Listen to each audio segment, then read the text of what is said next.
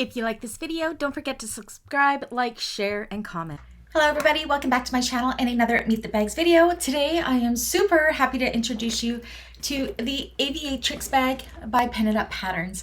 Now I am very partial to this one as this is a part of a collaboration between my friend Anna of Galaxy Customs and myself. We started a pattern writing company and this is the second bag that we have designed for our patterns. Let me show you some of the amazing features of this bag. So it is a nice small to medium size crossbody. You have a dual colored crossbody strap.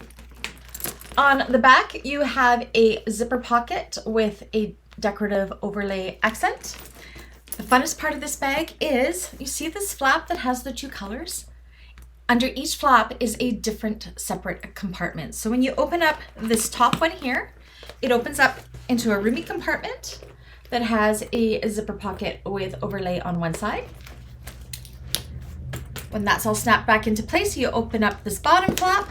It opens up into a center divider zipper pocket here, 8 card slots, and 2 or 3 slip pockets. This one slip pocket on this side can definitely be split into 2 if you prefer to have 3. And again, it's a fairly roomy bag. So it's a wallet and a bag all in one.